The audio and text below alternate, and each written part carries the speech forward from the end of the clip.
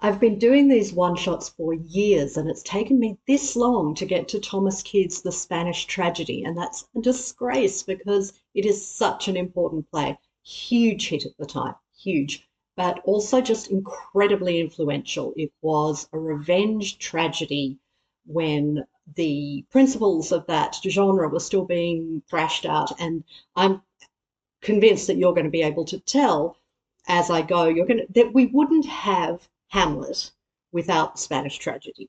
And so if you can spot the little Hamlety bits as I talk, maybe you can make a note of them in the comments. So Thomas Kidd, first published 1592, and my shot today is to do with where the play is set. It is all about a truce that happens after wars that have been going on between Spain and Portugal. So I got myself a little shot of Marsala here, and we'll see if that can take me through. I'm a little apprehensive because there is so much stuff that happens in this play. I am bound to muddle something up. I almost certainly won't be able to include every action or person. So again, have fun correcting me in the comments, but hopefully I'll be able to give you enough of what's the core of the piece for you to understand why it's such a significant piece of work. Okay, here we go. Marsala now. Mm-hmm. Okay, that was a lot smoother than some of the things that I've been using for these purposes before. So yay for that. All right. Um, the Spanish tragedy begins with a dead guy. Yeah, the first guy we meet is dead. Don Andrea was killed in the wars between Spain and Portugal, where Portugal had defaulted on tribute it was supposed to be paying to Spain, and Spain was whipping them into shape. So when we open, Spain has won the war. Portugal has agreed to be a tributary again. They've reached a truce, but in this fight, Don Andrea was killed by the Portuguese viceroy's son, Baltazar. Now, he appears and tells us all about this before he is joined by the character of Revenge, who explains that he has pulled Andrea back to the world in order to permit him to observe the revenge on those who have done away with him. So that's our framework. And throughout the play, we're going to keep seeing Andrea pop up and complain to Revenge that it's all taking too long and that he was counting on seeing his enemies come to grief and that that hasn't happened yet. So what's taking so long? Sounding familiar yet? So after that little bit of exposition, we get to the point that, uh, well, the best thing I can do, I think, is I need to explain to you a couple of important families. So you've got the King of Spain, but the king has a brother, and the brother is the Duke of Castile, and he's as important as you can get in this court.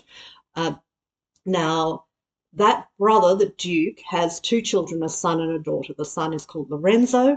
The daughter is Belle Imperia, and she is going to be very, very important for this story because she's an absolute badass. Like she's uh, the fuel for the revenge plot, and it her importance in the story begins with the fact that she and Andrea were going to marry.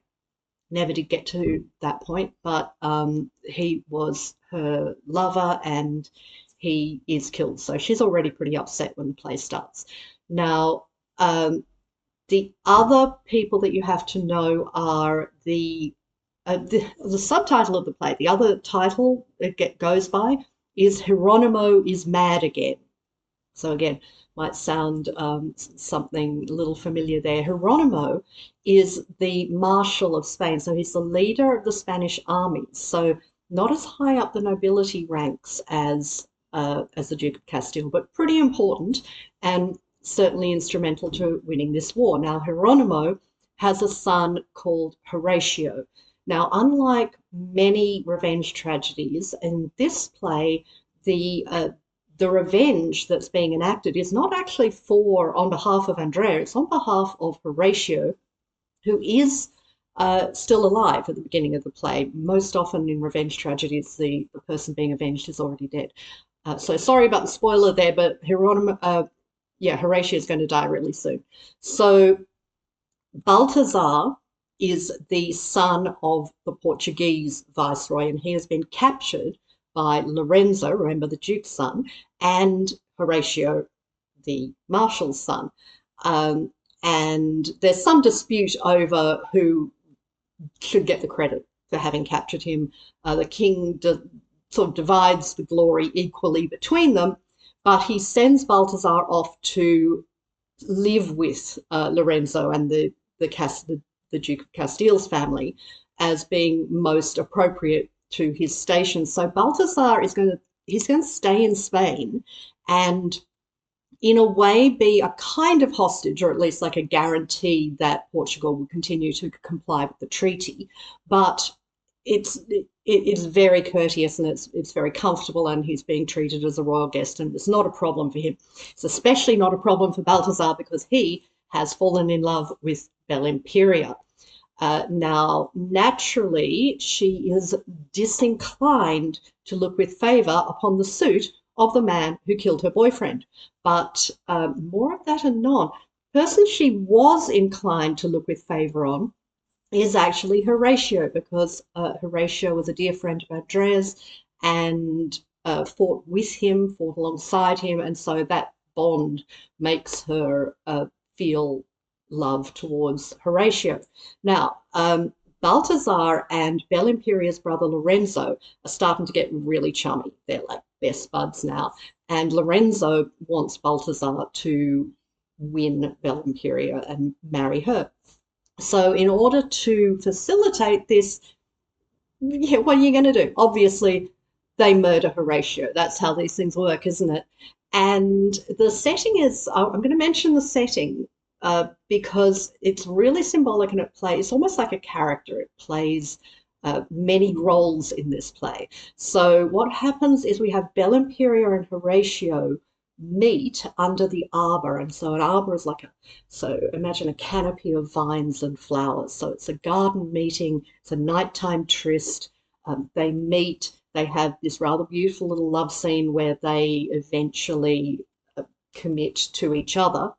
And then the next thing you know is the trusted household servant, very long name, something beginning with P, of the Castile family. It turns out to be untrustworthy, sadly, to Bellimperia, although she swore that he was the most faithful of servants. Her judgment lapsed here because he rats her out to Lorenzo and Balthazar, who come in and hang Horatio from the arbor and then stab him and then whisk Bellimperia away and imprison her in the family home so she can't get out to tell anyone. But she has been yelling about what's happening, which rouses Horatio's father, Geronimo, who comes down and finds his son's dead body, and followed by Isabella, his wife, Horatio's mum. And so they discover the body. They take it away into their home. They don't actually tell anyone about it yet. And this is kind of key, that through the whole play, it doesn't get publicly announced at any point that Horatio has been murdered. Now, obviously, the murderers know that it happened.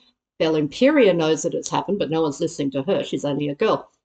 And the father doesn't do anything yet because he didn't see who did it. Now, he soon finds out because Bellimperia, I told you she was hardcore, she sends Geronimo a letter written in her own blood because she can't get access to ink, telling him that it was Lorenzo and Balthazar that did it. Now, Dad is a little bit suspicious. He thinks that coming from the Duke of Castile's family, this could be a trick to get him to make an accusation against Lorenzo and end up in a duel or some situation where he'll be executed or expelled or exiled or something like that. So he doesn't want to do anything yet until he gets corroborating proof. Is that sounding familiar? So the next considerable portion of the play, as well as a little backstory about some nobleman squabbles in Portugal, where we jump back and see that. But I give you permission to ignore the subplot. It's really not very pertinent.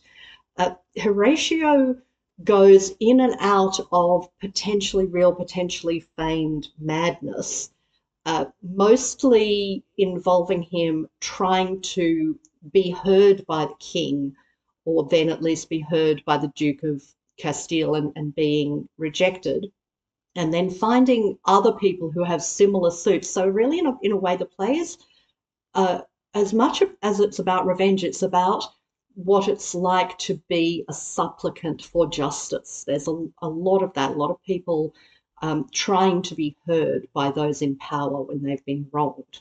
So let's just switch down a different track for a little bit and talk about Isabella, who is also a terrific part to play, a lot of fun on stage, because she comes on grieving over her son's death and then goes mad. And then a few scenes later, she comes on again at night into the arbor where her son was killed, and she basically slashes the arbor to pieces with a sword before stabbing herself. So she like fights the the location of her son's murder, and then she kills herself. So she's dead.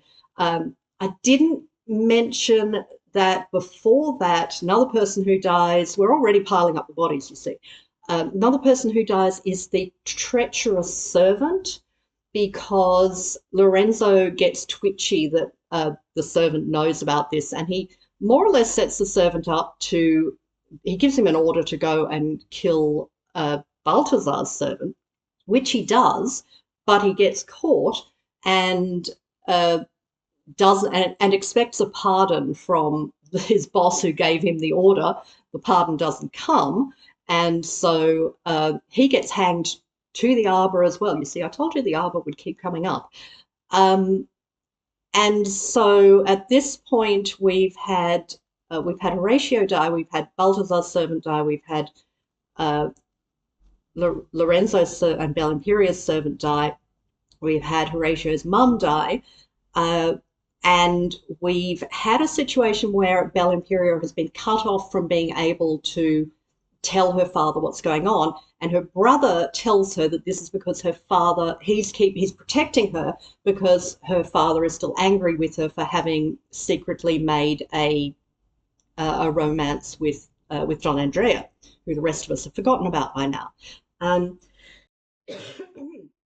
so I'm going to skip straight forward to the denouement. How does this delayed revenge from this maybe he's mad, maybe he's not revenger, and his much more determined and shrewd accomplice in his son's lover, how did they manage to actually get their revenge and please poor old Don Andrea, who's been watching the whole time wondering how much longer he's going to have to hang about on this mortal plane? Okay, I really hope you're sticking through to the end, because the end is sensational. It's one of those wonderful layered meta theatrical hardcore bloodfests. And this is what happens. Hieronymo, having concealed the death of his son and having implied madness, it means that he's put himself in a position where he can return to the favour of the Duke of Castile by explaining that he was just upset at being cut off from the king, and he'd really like to reconcile with him. And the Duke of Castile says that's terrific, because the Viceroy of Portugal is arriving. He's overjoyed to find his son is still alive and being treated so well. So we're going to have ambassadors, we're going to have festivities. I will arrange for you to get back in the good graces of the king by you arrange the entertainment for that evening. Okay, so this is one of those, again, it's a play within a play designed to catch the murderers, but I think it's going to make it's going to make Hamlet look a little wussy when you see how they do this. So Hieronymo and Bel Imperia settle on a tragedy.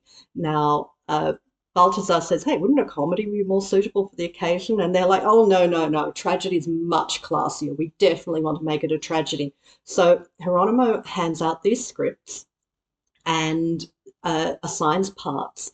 And it's arranged that that Balthazar, Lorenzo, Bel Imperia are all going to have roles to play, and he, Hieronymo, is going to more or less interpret what's going on for the king and the duke and the viceroy, because he is actually giving them parts in all these different languages. So it's an interesting little element there about this confusion of storytelling.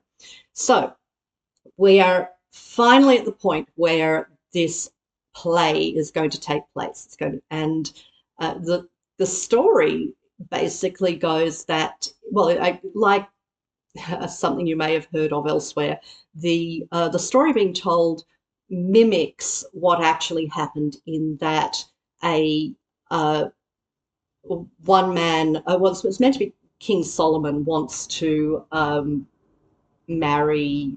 Oh, so basically, the woman that Bel Imperia is playing is in love with one man, and the other man is advised to murder her lover in order to uh, obtain her favor.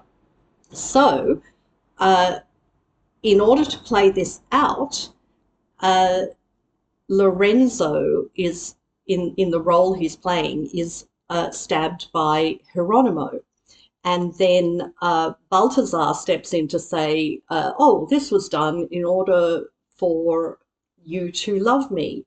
And Bel Imperia, in her role as this woman she's playing, uh, says, how can you think that I would love the man who is responsible for the death of my lover? Take that. And she stabs Balthazar. And then she stabs herself. And at this point, the king and his court all think that they're just watching a play. And Hieronymo then, they kind of look at the dead bodies and go, well, that was a bit of a bummer of a play, but hey, well done, very convincingly executed. And only then Hieronymo reveals also the dead body of Horatio, his son. So now they know that Hieronymo is not mad, is not faking, and has legitimate reason to be seeking revenge on them.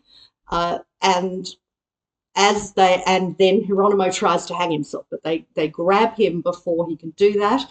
He then bites out his tongue to indicate that he won't uh, explain what he's done. However, hey, this is the hilarious bit. Uh, the Viceroy of Portugal points out that he can still write, so get him a pen and make him write what is happening. And then they give him, now this is a really, you'd think they'd be a bit cluier than this, they give him a knife to sharpen the pen, which you had to do all the time when the pen was just a quill. Of course, Hieronymo, receiving the knife, then stabs, I think I'm missing something here. I think he stabs the Viceroy of Portugal himself. Oh, no, the Duke. Not the Viceroy, the Duke. Okay.